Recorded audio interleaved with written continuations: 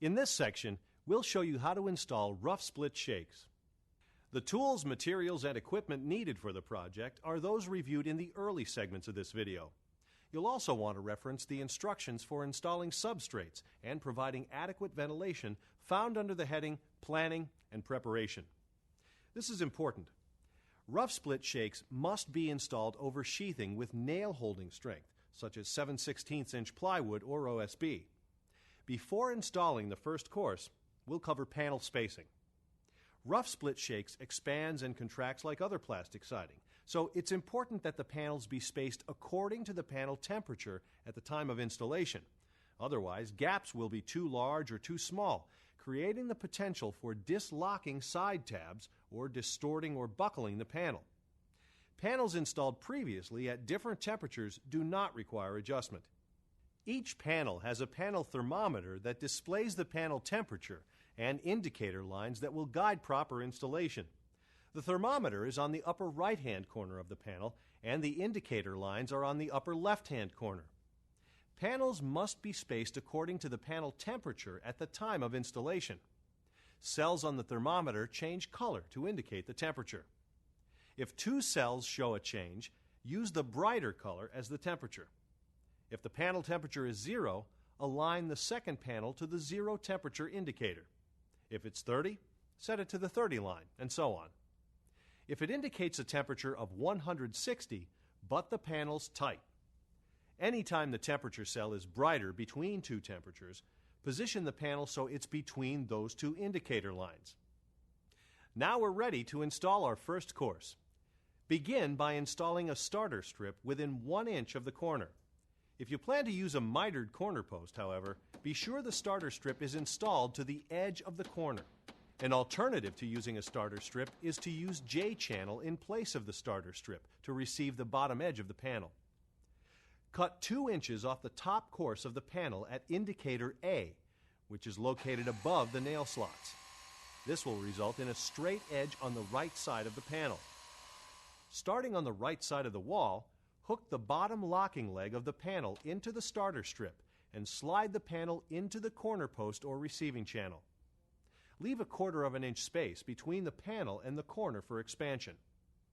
If you're planning to install the mitered corner post, space the panel 3 inches away from the corner. Fasten the panel to the wall by nailing through the center hole of the nailing hem at the top of the panel. This will control the direction of expansion and contraction. Continue nailing the panel with 5 nails, 1 in the right end nail slot and 1 in each of the quick reference nail mark indicators. Drive nails straight, not angled, into solid wood or nailable substrate. Leave an 1/8 of an inch to a 1/16 of an inch between the nail heads and the panel to allow for freedom of movement during expansion and contraction of the panel. Install the next panel by positioning it below the starter strip and next to the first panel. Push in and up to lock the panel into the starter strip and the side tabs of the first panel. Space the second panel according to the panel temperature at the corresponding temperature indicator lines. Nail the panel into position, starting with the round center hole and then placing the next nail in the right end nail slot so the nail goes through both panels' nail slots simultaneously. Nail the rest of the panel through the centers of the remaining nail slots. Using the same methods of spacing and nailing, install the remaining panels of the first course.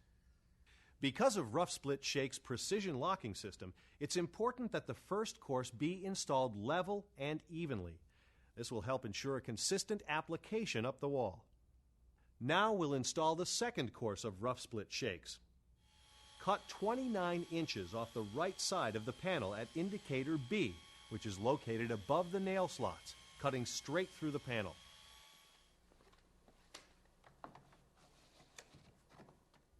Drill a 3/16 inch hole through the center of the nail hem and nail the panel through this hole to control the direction of expansion and contraction.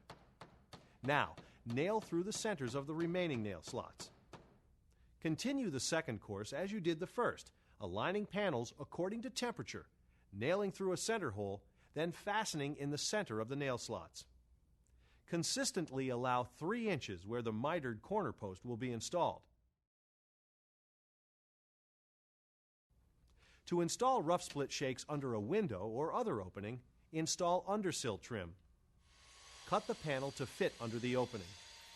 Drill a 3/16 inch hole in the center of the nail hem. Using a snap lock punch, raise tab faces on the outside of the panel a 1/4 inch from the trimmed edge, 6 inches apart. Lock the panel into the previous course and center nail the siding through the 3/16 inch hole drilled earlier.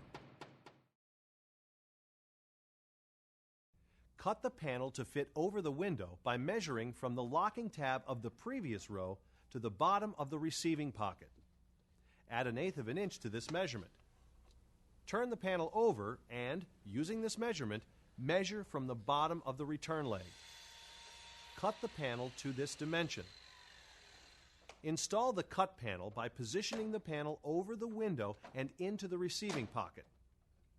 Lock the cut panel into the previous course by pushing in and up. The cut edge should be a 1/4 of an inch below the top of the receiving pocket. Now we'll demonstrate installing the mitered corner post. Install the corners as you work up the wall. Lock the first corner over the siding, being sure it also locks into the starter strip. The top of the corner must be in line with the top of the panel. Nail the corner through the top 2 nail slots.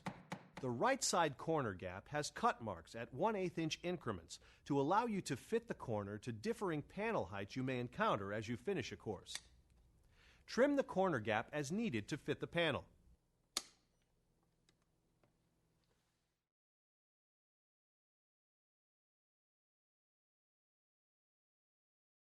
When only one wall can be installed at a time, it's critical that the starter strips be level. This will ensure a proper fit between the corner posts and the panels on the next wall side as the courses are installed up the wall. When you reach the top of the corner, cut a corner piece to length and face nail it with color-matched finish nails. To finish the entire top course, attach cornice receiver to the top of the wall under the eave or soffit. Trim the top panel to within a 1/4 of an inch of the cornice receiver. Use a nail slot punch to punch slots a 1/4 of an inch from the trimmed edge, 16 inches apart. Nail off the top course and snap cornice molding into the cornice receiver. The molding should finish a 1/4 of an inch from the edge of the topmost corner post piece. Finally, hook the top of the cornice cap over the end of the cornice molding from both walls and snap the bottom of the cornice cap in place. Alternately, you can slide the cornice cap over one of the cornice moldings until the second cornice molding can be inserted.